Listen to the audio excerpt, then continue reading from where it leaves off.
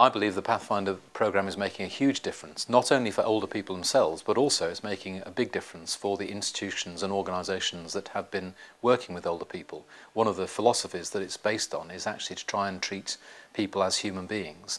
And sadly, it is sometimes the case that people, for understandable reasons, working in institutions and organisations can get so fixated on what they have to do that they don't always look at the person that they're trying to help as an individual. And so what the Pathfinder programme is doing for older people is giving them back some of their dignity, some of their connections to the wider world, and giving them a real sense of independence and an ability to have some say in directing what they want to do and what they don't want to do. And as I say, not only is that helping the older people, for instance, getting out again if they've been stuck in the home, or connecting again with some friends, or a way of doing things that they thought they would never be able to do again. I think it's also, and very importantly, challenging institutions and organisations to think about what they're doing when they connect with older people. I think that the promoting independence workers, the PIP workers, help people to look after their own conditions, manage their conditions in their own home and prevent hospital admissions. And equally, I think that that then in turn reduces hospital admission and reduces the NHS spend. I think for me as a GP, the Pathfinder has opened up a whole new opportunity for future ways of working for us in the NHS. I think we would all be realistic in recognising that, particularly in caring for people with long-term conditions, the resources that we have within the NHS are getting squeezed increasingly. We have an ageing population and we have increasing comorbidities with people living with more and more long-term conditions for longer. So we have to recognise that we have to do things differently. The aim of the conversation, our first conversation, is we call it a guided conversation, and by that means guided by them. So it's whatever they want to talk to us about, their life, their family, what they used to do, what their enjoyments are, what their hobbies are. One of the key learnings for us has been the fact is understanding a bit more fully about what people's barriers are to achieving some of the things they want to do. I think early on we might have expected those to be their long-term conditions, but actually what we've actually found out is that tends to be things like stress, like grief, like just not coping, carer breakdown. Those are the things that tend to stop people moving forward. Well, before I met you, Caroline, it was getting very boring and very lonely. Living so long, I think I needed more to interest me, and a few calls daily from carers where they've no time to be bothered with you wasn't enough. I wanted people to talk to, and I found that you were supplying that need, and I was looking forward to it every week. I think it's been absolutely fantastic working with different people, Age UK especially.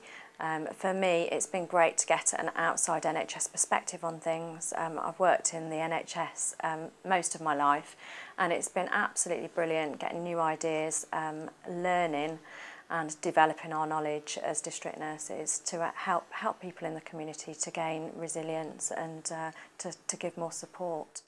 One of the learnings we found from the work we've been doing is that generally if somebody's had a hospital admission or a bereavement, an episode in their life, there's generally about a sort of 3-year window where they can still have the aspirations to make changes and do things that they want to do.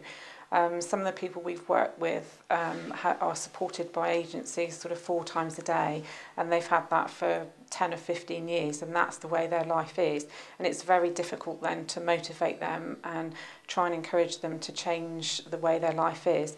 But the people that have had a recent bereavement or episodes either of ill health or anxiety or whatever issues they've had, there tends to be a lot more chance to motivate and encourage them to actually change.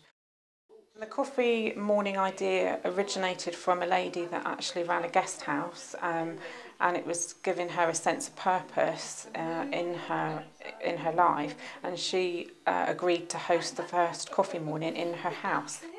We're trying to encourage people to be more sociable.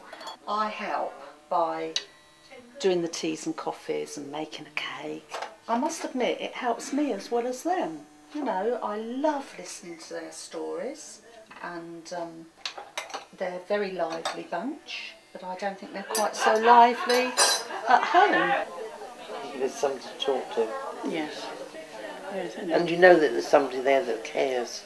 And you've got something to look forward to as well. Yeah. Put a date in my diary and I look forward to that date.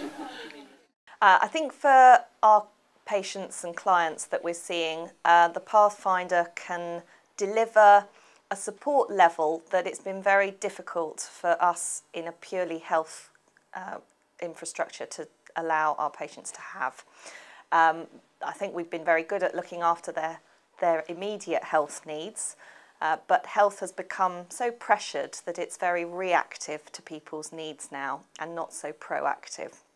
And what this has allowed us to do is to actively case find, look for patients who are having quite an impact on the health system and have quite a few health demands on both the doctors and the community nursing time and also the hospital. Identify those individuals and then support them through the PIP workers in managing perhaps some of the more, what we might perceive as the softer parts of the problems, but which actually have a huge impact on those individuals' lives. Because it's allowed for an increase in some time to be spent with those individuals, it's helped them to feel more supportive, and it's helped us enormously as health professionals because we see such a benefit in those individuals' lives. The shopping trips, so we did the first one to Morrison's, and we actually go around and pick up the clients. Sometimes their wives or partners came as well. One particular person hadn't been out for 3 years, so it's an opportunity for everybody to sort of socialise. And for some people, when they're on their own all the time, it gives them the opportunity to actually eat with other people. So generally you find that they probably eat more than they would if they're at home because they're having conversation and they're enjoying their time. But it's not to be forgotten that the amount of effort that some of these people have to put in to actually arrange carers and actually come out on the trips, it's a tremendous effort for them. But the benefits that they have, they say that it actually lasts them for sort of the buzz of going on a trip. It lasts them for weeks, and they're looking forward for us to be able to arrange another one. So they've got something to look forward to. When we go out, I love to go to Morrison's, but I'd rather go to a strip show. You know, you took me everything where I would have looked. Not food. Exactly. No food. We just looked at all the jewellery, didn't we? Jewellery, perfumes, makeup, didn't we? Yeah, I really enjoyed that. We started the group last June, July, and it was on the back of rehab at Newquay Hospital. We all decided that the exercises benefited us so much, but they wouldn't be carried on at home. Individually, you just don't do it. So we decided to start our own club. And we started that, and with the help of Age UK, we've got a trainer who comes in for an hour every week, and we do our exercises and have a cup of tea and chats, and it just benefits all of us from talking about COPD, and it just helps us. We're hoping to get the respiratory nurse back, talk to us about any new things that are up and coming in the world of COPD, and just generally supporting each other and helping each other. The group has helped us with our confidence so much. Supporting each other helps, but also being on the end of telephones. And if anybody doesn't come to group a couple of times, we phone them. There's no pressure, you don't have to come every week, because often with what we have, some weeks we don't feel well, some weeks we have chest infections. It's not as though you have to come every week, it's a support group. Definitely the exercises help us so much. As a health team, we've really benefited from having the increased breadth of experience that having the volunteers and the PIP workers working with us has brought to us. I think it's opened our eyes to different ways of working and the opportunities that working with other providers and thinking about things in a different way can allow. For me personally, that's been really educational.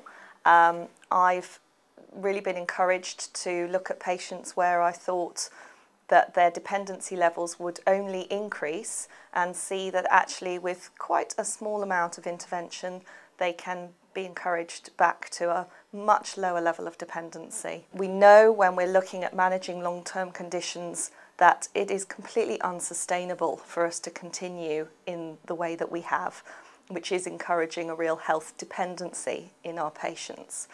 And I think this allows us to be able to support patients in a different way. Ken is somebody who lives at home with his wife. He's got major mobility problems and is in an awful lot of pain in his shoulders in particular and in one of his legs. Because of that, he's unable to get out of the house. And when I met him and sort of went through the process of setting his goals and everything with him, the thing he really wanted to do was to go out for a walk with his dog. Josh, who's a border collie. The last time we took him, for the first time, he actually managed to throw the ball using the sort of ball thrower for the dog, and he was delighted that he'd been able to do that, even with the pain that he was in. I think it hurt him afterwards, but he felt really chuffed with that. Oh, I think it's absolutely marvellous. You're treated like a human being instead of a poor old worn-out thing in a chair. And you are really treated like a human being, and which is a good feeling. I couldn't help but recommend you because you've been so good to me. One of the difficulties that we have in health is feeling that we've sort of reached the end of the road, as it were, in terms of anything new that we have to offer individuals. And when we get to that point, we often find that we're struggling to try and find solutions when we really know that we don't have anything additional that can support those folk. And that's disappointing for us professionally, and obviously from a patient's perspective, it's frustrating. They're looking for help and they're asking for solutions and we don't have them. I think what this has allowed us to do is to genuinely be able to turn those people's lives around. It's been fantastic to see people who haven't left their homes being encouraged to take steps towards building their confidence and then going out and being supported to go on trips and encouraged to then continue to do that regularly. And I think that's been really, really inspiring for us as doctors and nurses to see people transformed. It's been brilliant. I can't get out, and it's wonderful that you can come and take us out for different things. It's wonderful. It's a new lease on life, isn't it? It's really lovely.